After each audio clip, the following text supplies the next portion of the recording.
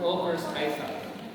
Alam natin na si Abraham ay hindi taga dito pa siya dati, di ba? Yes. Hindi siya nag-move dati dito. Sa Taga Mesopotamia siya. Tapos pero ang pinili ng Diyos na puntahan niya para ialay sino? Si Isaac. Si Isaac ay saan lugar? Sa Mount Moriah. Mount Moriah. Anong pangalan ng Mount Moriah ngayon? Arabay, di ba? Temple Mount. Temple Mount. Kaya doon sa Temple Mount, sa ilalim ng Temple Mount, meron tayong tinatawag na foundation stone. Sabihin nyo nga, foundation stone. Foundation stone. Ang foundation stone ay yun yung slab ng stone, ng rock na malaki, na sabi ng mga Hudyo at ng mga sabi ng mga Hudyo ay pinaglapagan, pinaghigaan kay Isaac nung papatayin siya ni Abraham. Di ba sa ating mga Christian at mga Jewish, si Isaac ang iaalay, di ba? Amen. Sa Arab, Ishmael daw. Why? Kanino kayo naniniwala? Si Ishmael ba? No, si Isaac. Isaac. Nasa Bible. Sabi kay Sigal, na siguro alam na niya, na mali yung. Ito ang ibig sabihin, kaya hindi ako naniniwala sa Islam, dahil una na sa lahat, ayaw ng pangalan ng yung pag nabati sila sa Diyos, ayaw. Alam niyo kung paano sila nabati sa Diyos? Allahu Akbar. Di ba ang pangit? Sa Hebrew, ang alam nila ay Akbar. Naiintindihan niyo ba? Sa Yes. parang mali yan na. Kaya ayaw ko yung... Pangalawa, hindi ako bilib kay Muhammad. Si Muhammad, mga kapatid, ay warrior. Para siyang King David. Pero kung si King David ay pinapatay niya yung mga kalaban ng Israel, ito na lahat ng ayaw ng pamuslim, papatayin niya na.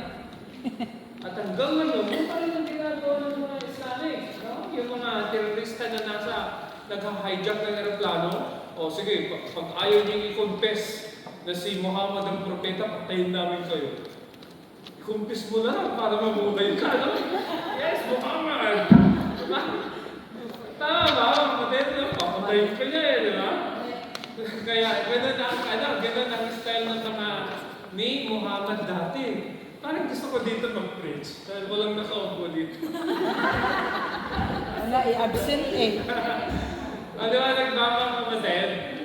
Ngayon, ang sabi ng Bible, ang sinasabi ng Genesis 22, ay si Abraham, ang inalay niya ay si Isaac. Kaya ito, yung maraming kwento yung pasimula ng nakiusap ang Diyos kay Abraham na ang sabi ng Diyos ay, iyan mo yung nag-iisang anak. Ito meron akong patalastas na sabi ni Abraham, meron akong iisang anak kay Hagar. Iyan mo yung pinakamamahal na anak. Ang pinakamamahal mong anak ay si Ishmael. Tapos, sasabi ng Diyos, ialay mo ang iyong nag-iisang anak, ang iyong pinakamamahal na anak, ang pangalan ay Isaac. Wala rin siyang lusot, no? Ang gusto niya talaga ialay ay si dahil si Ishmael, ang anak siya sa katulong. Yes. Di ba? Sa lugar namin, ewan ko kung parehas tayo ng lugar, sa lugar namin, may mga mayayamang tao, tapos nabubuntisan yung katulong. Meron ba kayong napanood ng novela nyo? Parang yung mayayaman sila, tapos ang nabubuntisan, katulong. Ganun din ang nangyari kay Abraham. Ang nabuntisan niya dahil hindi magkaanak si Sarah, ay si Hagar. Kaya nagkaroon ng Ishmael. Maraming mga pastor, sabi nila, para magkaroon ng Ishmael, madali lang, no? Magkaroon ka ng girlfriend, mabuntis mo, wala ka agad Ishmael. Pero ngayon magkaroon ng Isaac. Dahil si Isaac ay 25 years sinita. Hallelujah. Kung ikaw kapatid dahil lampas ka na ng kaldaryo, alanganin ka na, no? Huwag mo sasabihin, Pastor, bakit si Sarah? Si Sarah yun. Hindi ka Sarah. No? Di Pastor, meron pa, sabi nila, hanggang nagme-meds, pwede pa. Pa-inject na lang. Ang ibig ko sabihin ng kapatid, totoo, ang Diyos gumagawa pa rin ng himala. Pero kung minsan, umaano siya sa natural process, di ba? Yeah. Amen ba? Amen. Kung wala ako nauuhaw, kailangan ko ng... Hindi. Ang gagawin ko, Alan, dahil kayo nagpipreach, lalagyan na kita ng tubig sa loob ng kahit hindi ka iinom. Kaya ba ang pamamaraan ng Diyos? Hindi, ito ang pamamaraan ng Diyos. Magbibigay siya ng ate baby na mag-aabot ng tubig. Painom na sumunod. Amen. Hallelujah. Yan ang pamamaraan ng Diyos. Ang pera ba nalaglag sa langit? Hindi. Ayan ba? Hindi. Kailangan magtrabaho. Magtrabaho. Naiinis ka sa amo mo. Ang daming kwarto mong lilinisan. Di ba? Kung minsan may hayag ka na sa amo mo. No? Amen. Pero si Vanessa hindi naman naiinis. Mabait palagi yan sa kanya. Amen. Amen ba? Kayo mga kapatid, di ba? Yun ang normal. Yeah. Diyos, He usually works in natural ways. Yes. Paano tayo nilibigyan ng Lord ng vitamin D? Araw. Di ba araw? Kapag ang puti-puti mo, putlang-putla ka na, baka wala kang araw. Pag check kita kay Dr. Mendelssohn, wala kang vitamin D. Napakababa ng vitamin D mo. Paano magkaroon ng either araw or Vitamin hindi ka D. ng prescription ni Vitamin D. Mendelssohn, vitamin D. Vitamin D. Vitamin D, di ba? O kung kailangan mo ng iron, kailangan mo talagang uminom. Ang pamamaraan ng Diyos, kung minsan, di ba, malaki tayo nag-pray ng miracle. Sa tao ba may miracle? Alam niyo ba na araw-araw ay miracle? Pastor, bakit sinabi mong araw-araw ay miracle? Tayo ay nagising pa, di ba? Yan ay miracle. Pag ikaw hindi na nagising, ang tawag natin dyan, nakaalam na ba kayo ng gano'n? Hindi na gumising. Di ba? Ito. Punta tayo ngayon sa text at tignan natin kung anong nangyari kay Abraham. Habang, 1, 2, 3, go. Habang nangyari sila, sinabi niya sa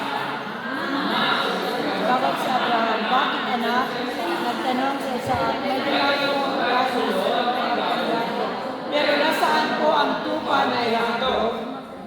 Dalawa silang papunta sa Mount Harmonia, di ba? Dalawa silang papunta. May, anong meron? Merong sulo, merong apoy, sindihan, tapos merong Kahoy. Panggato. May dala po tayo panggatong, panggatong. dalawa pa, may panggatong at may sulo, may pangsindi. Ang nawawala ay Tupa. lupa. Ano sagot ni Abraham? Sagot si Abraham, matutrigo. Anak.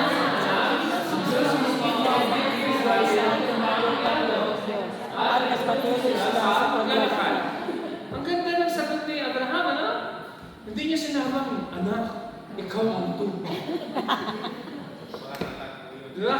Masyak talaga siguro hindi nasasabi. Hindi niya sinabi na, Itzhak, walang tupa, ikaw ang tupa. Hallelujah. Hindi, sabi niya, ang Lord Ang magbibigay ng tupa. Ibig sabihin, magbibigay ang Diyos ng tupa. Nakita na ni Abraham na pag either or, either or patayin ko si Isaac, o magbibigay ang Diyos ng kapalit ni Isaac. Amen ba? Amen. Kasi sabi niya, ang Diyos magbibigay ng tupa. Pero palagay ninyo, sino ang iniisip niyang tupa? Sa Isaac. Walang hayop silang kasama. Sino ang nagbitbit ng kahoy? Si Isaac. Oo, di ba? Hindi na si, again, I'd like to submit this to you dahil marami sa ating mga Christian, lumaki tayo, ang isip natin, ang kasama ni Abraham paakyat sa Harmonia ay isang batang paslit. Ito sa Jewish tradition, at dahil nandito tayo sa Israel, sa Jewish tradition, si Isaac ay binatilyo na. 13. Hindi maliit na bata. Binatilyo na, malaking bata na. Maliwanag ba? Mas Amen. bata, medyo na kayo maganda. Ang nandun sa, kung nakapunta kayo dito sa Cinema City, meron ka miniature ni Isaac. May balbas na si Isaac. Hindi batang paslit ang kasama ni Abraham papunta ng Harmonia. Maliwanag ba? Amen. Dahil, ang sagot ko doon, bakit hindi batang paslit, ang pinagkarga ng mga kahoy ay hindi na siya. May tanong ako, saan mo na nilagay yung kahoy bago inilagay kay Isaac? Sa asno. Diba? Sa donkey muna, diba? Bago inilagay kay Isaac. Nung papakyat na sila sa Harmonia, doon lang nilipat kay Isaac. Kailangan natin basahin yung buong chapter ng 22. Dahil kung hindi natin alam yun. Ito, kaya patuloy sila sa paglalakad. Verse 9. Sige na, tuloy natin. 1, 2, 3, go. Nagdumating sila sa kalayaan sa Diyos. Kung sa Abraham ng altar ng bato, sa ibabaw.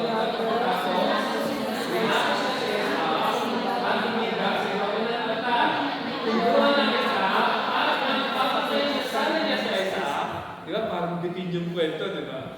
Ito. Nagdumating na sa lugar. Saan yung lugar? Sa Mount Moriah. Harabay, diba? Harabay. Saan ang Harabay? Out City. Dome of the Rock. Sa Dome of the Sa Rock. Dome of the Rock. Dome of the Rock. Dito yung Wailing Wall sa taas, no? Yung may bilog na gold. Ang tawag kay Kitat Sahab. Yung may bilog na gold, dun yung Harabay. Maliwanag ka?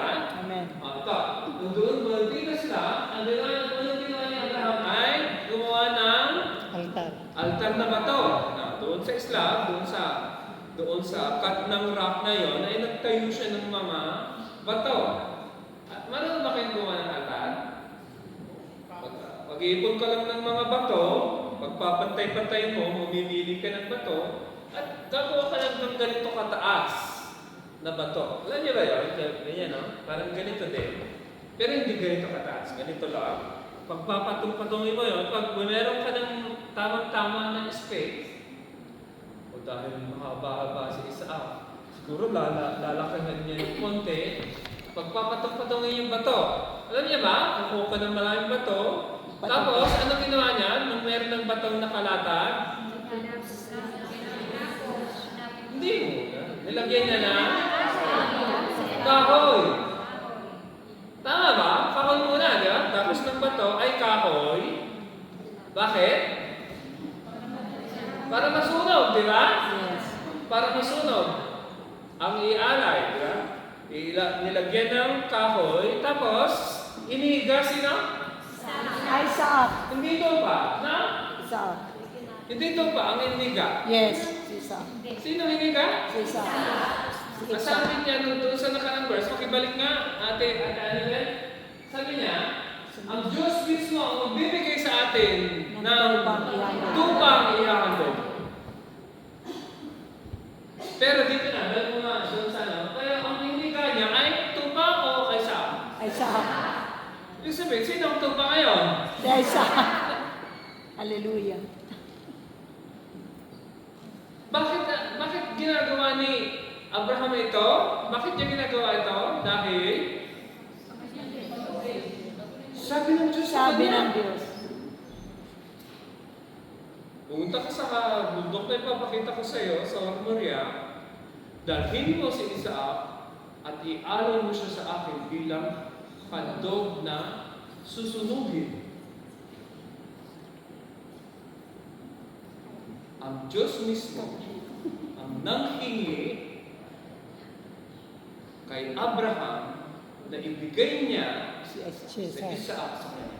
Amen. Hallelujah. Hallelujah. At yun ang reason kung bakit inihiga niya si Isaac. Pagkatapos, ano sa una? Inihiga o ginapos? Hiniga. Ginapos. Ay, Ginapos muna. ginapos. Wag ganyan muna, no? Bago mo papatayin yung hayop, igapos mo muna, no? Para, madaling katayin. Dahil pagka hindi mo ginapos, sisipain ka niya. Diba? Sabi nila, ang pinakamababait daw ng mga hayop ay mga tupa. Papatayin mo na, nagkakanin niya. Hallelujah. Ay, yung mga baboy, ewan ko lang. Ay. Mga kambing ka. Hindi, pero ang Suwagin sheep, ka. ang mga sheep kasi, may characteristics silang,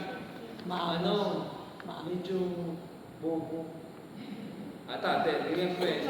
Kunwari, ito yung sheep. Meron tayong, siguro yung ating leadership, no? Yung leadership ay nangunguna, Tapos yung leadership, sinusundan ng mga ibang sheep. Yeah. Tama ba? Ang ibig sabihin ng leadership, siya yung nauunang sheep. Ngayon, yung unang sheep, nakakita ng bangin. Tapos sabi niya sa ay bangin. Tapos nalaglag. Ano mangyayari sa mga susunod? Susunodin. Bobo ang sheep. Malalaglag din sila. Ay, yung mga ibang aso, sabi na, ikaw lang, di ba? Yung mga ibang hayop, pagka nakita nila mga kasama nila nalaglag, atras sila. Ang sheep, bobo. Kaya akala ng sheep, nihiga na siya, ay inaamon pa rin siya, yung pa, hindi niya alam. Paliwanag ba, mga kapatid? Kaya ang gusto ng Lord na ialis sa kanya palagi ay sheep. Hindi nga ram, hindi yung matandang hindi yung matandang lamb, hindi yung sheep, yung lamb. Yung lamb. Sabi niya, ginapos, tapos inihiga sa ibabaw ng altar. Ano yung altar? Ulit. Yun yung bato na pinag-ipon-ipon, tapos ibabaw niya ay kahoy.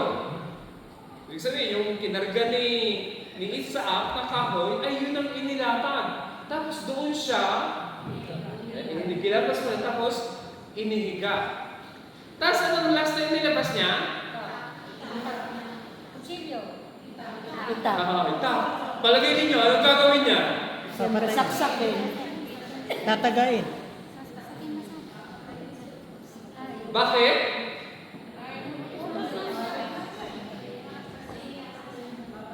Na-imagine niyo ba yun? Na-imagine niyo ba yun? Kung ikaw yun, kaya mo yun. Anak mo, nag-iisa. Tapos sabi ng Diyos, i-alay mo sa akin yung lahat. Kaya tinawag natin si Abraham na Abraham the faithful. Faithful siyang sumunod sa Diyos. Dahil napakahirap ng hinihingi ng Diyos sa kanya. Tanong, willing ba siyang ibigay? Yung hinihingi? Willing. Yes. Yeah. Paano kung nakita sa verse na yan na talagang willing si Abraham na i-alay sa Diyos si Isaac? Tignan mo. At nang Papatayin.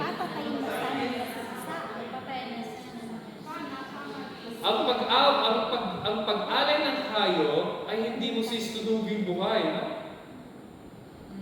Gigilitan mo muna yung hayop na i-alay mo. Bakit? Kailangan yung alay mo ay makosher muna. Alam niyo makosher? Pagka ang hayop ay may dugo pa, ay hindi Pwedeng kainin. Hindi pwede kosher. Hindi kosher. Hindi kosher. Hindi pwedeng kainin. Sabi ni Manang Eds. Hindi pwedeng kainin ng mga udyo. Tayo siguro pwede pa, no? Pilipino mo, ang tatapong nagtinuguan, di ba? Pero yung ang udyo, pag may dugo, Hindi pinadugtong. ay yung hindi gaano na kosher, hindi na Kinakain niya. hindi na palabas masyado yung dugo, hindi pwedeng kainin. Yeah. Dapat na sirit yung dugo. Maliwanag ba? Amen. Ito. Kailangan mo nang maduduin bago susunugin.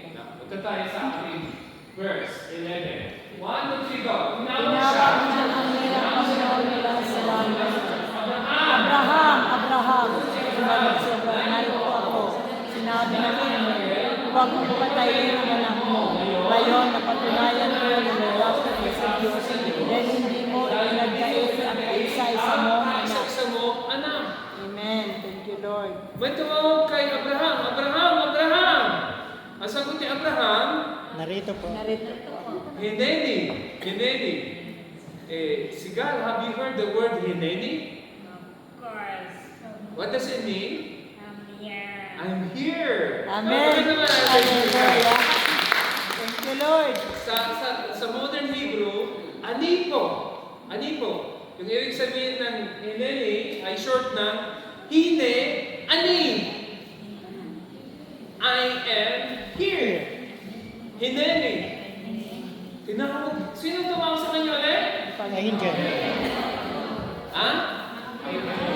Kasi niya, ito, very interesting to. Ang tumawag sa kanya ay Angel of the Lord. Diba? Angel ng Lord. Tapos, ang sabi niya, narito ako. Sabi niya ng angel, huwag mong Patayin ang ibig anak. sabihin, papatayin na niya. Sabi na ng angel, wag! Huwag mong papatayin. Ngayon, napatunayan ko na May takot ka sa Diyos. oh, sabi ng Diyos, ang mas mahal mo na sundin ay ako, kaysa mahal na mahal mo si Isaac, kaya mo siyang iaalay sa akin. Maliwanag ba? Amen. Ito. Bakit ko sinabi sa akin, napatunayan ko na may takot ka sa Diyos, dahil hindi mo Pinagkait ang kaisa-isa mong anak. kaisa-isa mong anak. Sa totoo lang, meron siyang dalawa anak. Ibig sabihin, hindi counted yung anak sa labas. Amen ba? Oo. Ikaw, pagka ikaw yung legitimate child, hindi ka counted.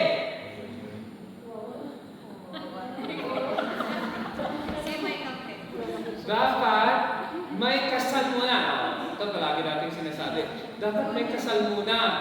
Huwag munang sakal muna. Hallelujah. Amen ba? Ang tahimik dito sa Baptist Church na ito.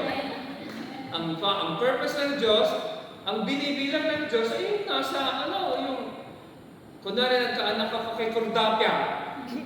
Ang pangalan ng anak kong lalaki, ng pangatlong anak kong lalaki, Cordapio. Sino ang nasa papel? Oh, nasa papel silang tatlo, pero ito legitimate. Yung nasa labas ay illegitimate. So, magkaroon ng anak na illegitimate. Not legitimate. Kailangan gusto natin, mga kapatid, kaya tinuturo natin, kasal muna. Amen ba? Amen. Amen. Huwag na yung... Di ba mahilig tayo sa ganyan, di ba? Kumisan kami, mahilig kami ni Melody. Kinasal. Eh, punta ka na agad. Ang tawag yun, iba, may advance deposit. O, tawag si Malang Judy. Alam niyo yung ibig sabihin. Kasi kung minsan, hindi na naabot eh. Bakit pinanganak si Emmanuel ng December 2005? Dahil pinasal ko niya January 18. Eh palagay ninyo, kung pinanganak si Emmanuel ng December 2005, tapos kinasal ko ng November 2005. Ano ibig sabihin na? May advance deposit. May ginawa kayong himala bago kayo kinasal. At alam nyo, sa panahon natin ngayon, parang accepted na yun. Ano? Oo. Parang tama na yun. Tama na ba yun sa Bible? Hindi. Nagbago na ba yung Bible? Hindi. I-adjust natin yung Bible. Hindi. Hindi nagbago. Para sa akin mga kapatid, kaya palagi kong sinasabi sa inyo kung may mga anak kayo, una, hanapan niyo yung anak niyo yung papangasawa. Pagpipray. Pag hindi siya nakakilala sa Lord, discourage mo. Pangalawa, mga kapatid, bata pa lang, pag-pray mo na, Amen. Amen. Naalala ko kasi 5 years old pa lang kami ng kuya ko. Ang sabi ng nanay ko, Lord, bigyan niyo ang mga anak ko ng mga mababait na mga asawa. Hallelujah. Hallelujah. May ano pa, nakasinga pa. At ito, sabi ng nanay ko, si nanay ko, hindi niya kami iniisip na, hindi niya iniisip na, Lord, bigyan niyo ng mga mababait na anak, ang mga mababait na mapapangasawa ang mga anak ko. Hindi, ang prayer niya, parang mahalin nila ako ng mga in-law nila. Ang isip ng nanay, hindi para kami magkaroon ng mga mababait na asawa. Para daw yung mga asawa namin ay mahalin si nanay. Hallelujah. Sinagot ng Lord ang prayer niya. Hallelujah. Sayang na Ang kapatid, pag ang napangasawa ng anak mo ay ayaw sa iyo, Uy, baboy. impyerno ang buhay mo. Naku. Totoo. Oo, kapatid. Nang makakasama ko si Melody, girlfriend pa lang kami, nagpapadala na kami ng pera sa nanay ko.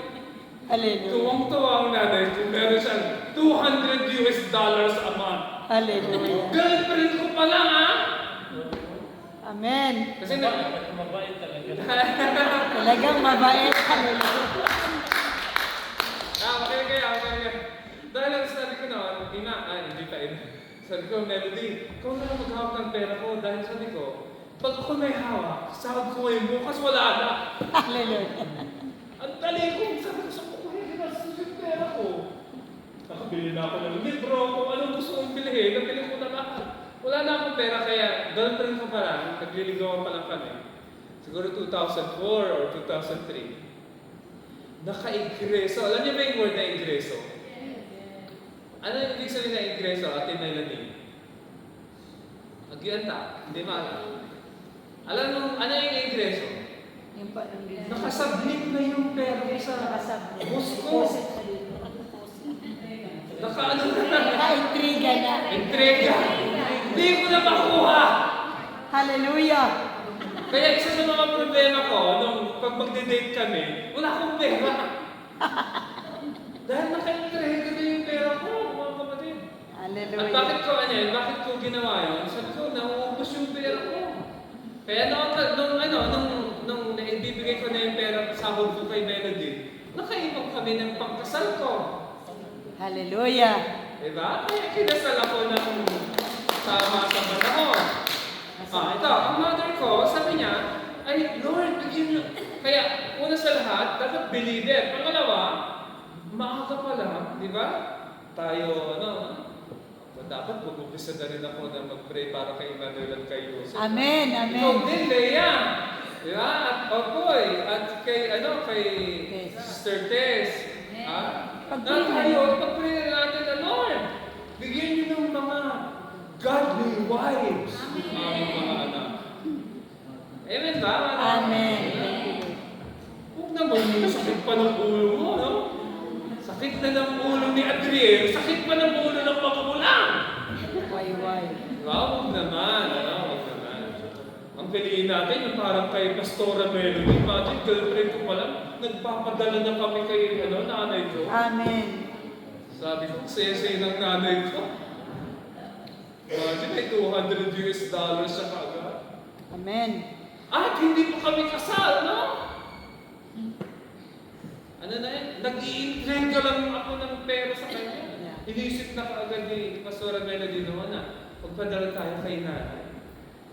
Amen. Ang lalaki mga kapatid, Yes. mga lalaki hindi nag-iisip magpadala. Ang iniisip, sarili, kaya tama si Pastora Melody na, iba yung anak na babae, kung may anak na Totoo. babae, talagang pinagpala ka ng Diyos sa anak na babae. Amen. Hindi ko kaya naisip na magpadala sa nanay ko. Why? Nasa isang kulang kumain. Di ba po? Diba? Pero pagka mayroong anak na babae, nais na isip palagi ay, dito na tayo. Sabi niya, hindi mo, huwag mong papatayin ang iyong anak, dahil napatunayan ko na may takot ka sa Diyos, at hindi mo, dito ako mag-highlight hindi mo pinagkain yung nag-iisa mong anak. Amen. Si Abraham ay mayaman. No? Si Abraham ay hindi mahirap. Si Abraham ay maraming mga servants, hindi lang si Hagar. Kaya ang tawag natin kay Abraham ay patriarch. Sabihin niyo nga patriarch. Patriarch. Love you. Ang ibig sabihin ng patriarch ay ikaw ay pinakamatanda sa lahat at sa ilalim mo ay meron kang 70 families. Maliwanag ba? Yes. Ikaw ang pinakamatanda sa lahat, ang hawak mo ay 70 families. Ang tawag natin dyan sa pamisan, sa modern term natin sa Israel, shkuna. Parang meron kang sariling teritoryo. 70 families ang hawak mo. Or kung ano yun natin, parang sa Pilipinas, ang tawag natin ay barangay captain. Meron kang hawak na mga community na nagsasubmit sa iyo. Yes. Maliwanag ba? Amen. Ang ibig sabihin ng patriarch is pater arcus. Ang ibig sabihin ng pater ay father. Arcus ay ruler. Ibig sabihin, he's the father who rules. Hindi lang siya father na nag-aalaga sa lahat. He's the ruling father. Siya ay sinusunod ng lahat. Maliwanag ba, mga kapatid? Patriarch. Kaya ganyan, meron tayong tatlong patriarch. Si Abraham, Isaac, Jacob. at Jacob. Yung tatlong yan, meron silang at least 70 families under them. Or more. Kaya, itong si patriarch, napakayaman niya, may mga soldiers siya na yung mga talagang tinrain niya yun. Parang isang community na buo. Meron siyang mga nag-aalaga ng mga may sakit, meron siyang mga, ewan ko kung may fighter na doon, meron siyang mga sundalo, meron siyang, yung buong niya, leader siya ng isang community. At siya yung nag-rule sa kanila. At napakayaman niya. Hindi lang iisang asno ang meron siya. Yes. Dami yung mga kabayo, mga gamal. Ano yung sabihin gamal? Ha? Camel, di ba? Ang dami ng mga alagang hayop.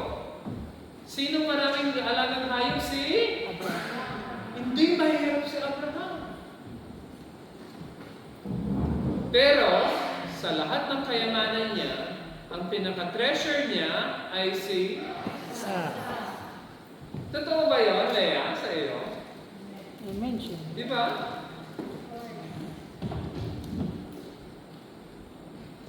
Alisin mo lahat sa akin, basta meron akong Melody, Emmanuel at Joseph, I'll be fine. Amen ba? Amen. Tayo mga single, siguro mga magulang natin. Amen Hallelujah. ba? Meron kang pinagpipitagan na sasabihin mo na, I cannot live without you. Diba? Tayo mga pamilyado, tayo mga may asawa at mga anak, yung asawa at anak natin. Diba? Alisin mo na lahat, huwag lang sila. Sila yung mga pinakamalapit sa atin. Napakayaman ni Abraham, pero ang hiningi ng Diyos kay Abraham, yung the best ni Abraham. Yeah, the only one. Hindi yung tinataran ng Abraham, hindi yung pinagsawa ni Abraham, kundi yung the best ni Abraham. Sino ang the best ni Abraham? Alisin mo na lahat. Alisin mo lahat ng kamelyo at mga arier, mga servants. Alisin mo lahat. Huwag lang si Isaac. Bakit hindi si Isaac? Dahil si Isaac ay tinatawag natin the son of the old age. Yung bang, para bang yung, kunwari ay, si Pastora Melody ay 50, ilang ka na, Pastora? 51, di ba? Hallelujah. Tapos nagkaanak pa siya, ng babae. Wow. Di ba? Nagkaanak pa siya ng babae, no? Hindi na maalala ko. Hindi, tatawag mo ulit. Isa pa? Babae sa Kung nagkaanak ng babae si Melody, Siya yung parang magiging focus ng attention ng lahat. Ko, ni Emmanuel, Joseph. ni Joseph, niya, lahat kami ay doon sa maliit na baby. At siguro ang pangalan niya pag babae ay Shira, di ba? Hallelujah. Ikaw ko yung Shira. Si Shira ang sentro ng buong.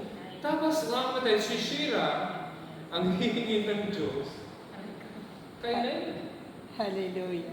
Dahil siya yung last, hindi ka na magkakaroon Attention. siya na yung Ano ng attention ka? best, no? At tapos, meron na siya 3 lalaki, tapos isang babae, wow! Di ba? Hallelujah. Parang tumutuwa siya dahil kay Shira. Tapos sabi ng naman kay Pastor Verde, akin na si Shira.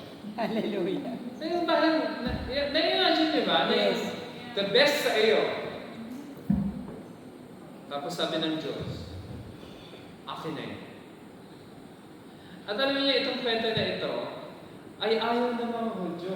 Marami mga rabbis. Sabi nila, ay hindi Diyos ang humingi kay Abraham. Tama ba? No. Siya. Hindi, ito, natagpuan ko mga kapatid. May mga bagay na napakalapit sa puso natin, na sobrang lapit nila, na sila na ang naging hindrance sa Diyos. Alam ba? Yes. Hindi nga makadedicate sa atin ng Diyos Kasi may hadlang. dahil ito na ang Diyos natin. Nakapokus sa iba. Wala ba? Yes. Kung saan siguro sa mga iba siguro hindi anak. May mga iba na mas mahalaga sa kanila yung kayamanan nila kaysa sa atin. Alam niyo ba? Alam niyo mga ganon? Na Yes. mas okay ba sa kanila yung nasunog yung anak niya, yung kanyang ginto, na isalba niya. Nakarinig ako kayo ng mga balitang ganon? Yung ano, Nasunog yung family member, pero naligtas yung favorite niyang cellphone. tabi ako. Minsan ba niya lahat ang ano? Andito ba kayo, mga kapatid? At kung isa mga kapatid, ito, I submit this to you. Last week. May mga time na kung minsan, ang Diyos gusto niyang hingin sa atin yung mga gustong-gusto natin. Amen. Totoo. At alam mo, pinakamasakit, yung magbigay ng tao o bagay na gusto-gusto. Yes. Totoo. Si Abraham, willing siyang patayin si Isaac. Alam niyo kung bakit kaya niyang patayin si Isaac? Patayin na si Abraham. Wala nang claim si Abraham kay Isaac. Para kay Isaac, kung ang Diyos ang humingi, sino kung magkakait sa nag-iisa mo? Yes. At I hope, tayo lahat ganun, pero sa totoo lang, si Abraham lang yun. Yeah. Amen. Kung sasabihin ng Diyos sa akin, bigay mo sa akin si Emmanuel, no, pwede. Ako na lang kunin niyo. Huwag si Emmanuel. Andito ba kayo? Amen. At kung minsan, hindi natin talaga kayang gawin yung gagawin ni Abraham. Dahil si Abraham lang yun. At huwag natin gagawin mga kapatid. Nakahinga ng malalim si Sister Leia. Ay, salamat. Ito mga kapatid. Kung minsan dadalhin tayo sa Lord ng lugar na kung minsan yung mga mahal natin sa buhay, mismo. Pag nagkasakit, hindi mo alam kung anong gagawin mo. Totoo. Pag sila ang kaya kung meron akong tao na talagang grabe ang paghanga sa buhay niya, sinusuran ko. Nabatay si Benjo. Ilang taon? 9 years. When he was 9 years old. That's too much. Nakakapag-preach pa siya, love pa rin niya si Jesus. Para sa akin, wow! Pag ako anak ko, namatay ng 9 years old, siguro nasa mental na ako ngayon. Amen ba, mga kapatid? Naintindihan niyo ibig sabihin? Hindi lahat ng tao may katulad ni Pastora Glo. Amen. Amen ba? God, Kasi amen. iniisip lang natin, parang hirap na hirap. Parang gusto mong sabihin ni Jesus. Jesus. Amen. Ano niya ba? Ibig sabihin, alam na alam mo yung feeling na wow naman. Totoo. Ang good news mga kapatid, ay ito. Ang Diyos humihingi. Yes. Ikaw ang magbibigay. Amen. Totoo. Hindi siya ang kumukuha. Yes. Di ba good news yun? Hallelujah. Amen. Imagine kung siya ang kukuha, wala akong magagawa. Pero as gentle as he is, sabi ng God,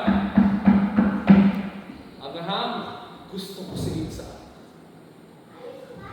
Ang tanong, sino ba talaga ang gusto ng Diyos?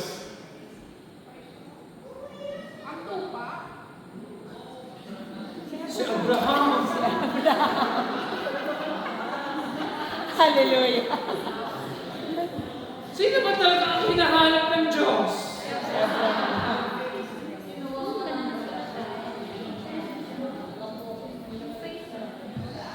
Noong pinanganak si Isaac, ang buong mundo ni Abraham Kaysa ay sa Isaac. Ang Diyos nawala na sa eksena. Kaya sabi ng Diyos, Abraham, dalawa na ang Diyos mo. Akin ang isa. Totoo. At alam mo, nara sa akin, pag nung nakita ko si Abraham, papatayin na niya yung isa niyang Diyos. Sabi ng Diyos, Abraham, wag. Wag. Huwag mong patayin ang anak mo. Hindi yan ang plano ko. Hindi Hallelujah. si Isaac ang gusto ko. Ikaw! Amen. Hallelujah. At kung minsan ang tingin natin sa mga bagay na hinihingi ng Diyos sa atin, ay gusto ng Diyos ito, kaya niya gusto niyang kunin. Ng Diyos. Yung parang tinitignan ng Diyos, Ang puso. ako pala ang nahanap ng Diyos. Amen. Sa gabing ito mga kapatid, kung paano si Isaac ay naligtas. Tayo lahat ay naligtas. Amen. Bakit tayo naligtas? Yes. Isa lang mga isa pa na parang naligtas. Ano pa pag isa? Paglingon ni Abraham, ano niligaw? Paglingon ni Abraham.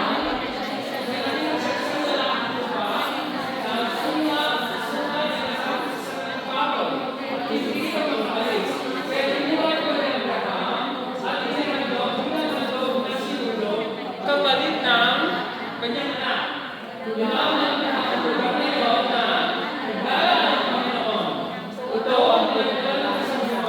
Sa bundok. May inilalaan siya. Yung word na inilalaan ay wrong interpretation. Ang ibig sabihin ng nilalaan na ang Hebrew niya ay yir'eh. Sigal nga sa yir'eh, family.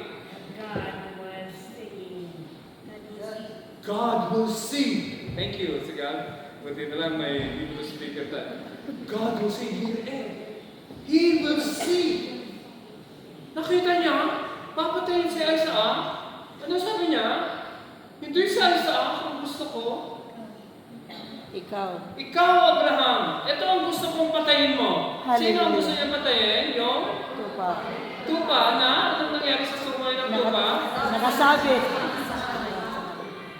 Bigla na lang may tupa, no? Papatayin niya sa biglang may tupa na nasabi. Hallelujah. Ibig sabihin, hindi si Isaac ang papatayin. Ang tupa. Sino? Ang tupa. Si Abraham. Kasasabi lang kanina. Pastor, bakit mo pinagtitiripan si Abraham? Dahil si Abraham ng kapatid, nung pinaanak si Isaac, siya ay buhay na buhay. Ang attention. Kailangan mamatay si Isaac. And the only way to kill Abraham is through killing his own son. Pastor, bakit mo sinipreach ito sa akin?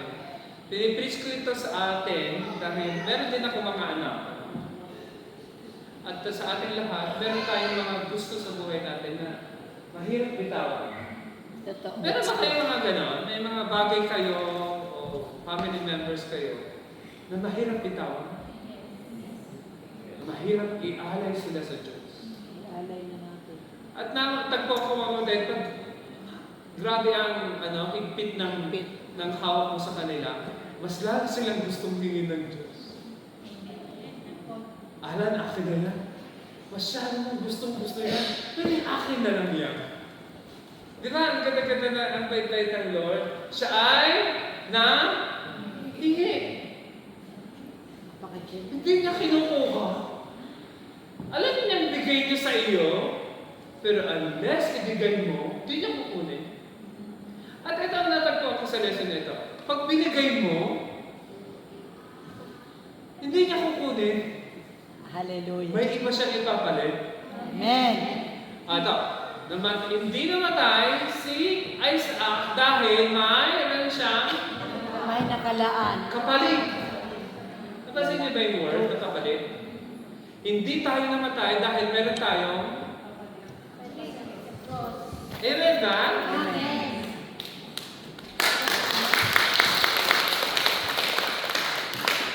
Alam mo, yun ang gusto kong pintirahin dito sa message na ito. Higit sa katapatan ni Abraham, ay nakita ko ang katapatan ng Diyos sa akin. Amen. Yun talaga. Na ang Faithful Diyos, minute. kahit hindi tayo karapat-dapat, Minarap. pinadala niya ang kanyang nag-iisang anak upang tayo magkaroon ng buhay na wala. Amen. Amen. Yan ang At mga kapatid, ito ang gusto kong ipangaral sa buong Israel at buong mundo. Amen. Na si Jesus ay namatay at muling nabuhay upang tayong lahat ay mapatawad sa ating mga kasalanan. Kasalanan. Amen ba? mga Amen. kapatid? Masaya ba kayo na kayo Amen. ay hinugasan ng dugo ni Jesus? Amen. Masaya ba kayo na kayo tinatawad dahil sa dugo ni Jesus? Amen. Masaya ba kayo na hindi niya kinukuha yung mga mahal natin, kundi hinihingi niya? Amen. Amen. At ito ang good news, pag binukas mo yung kamay, hindi siya interesado doon. Interesado siya sa iyo.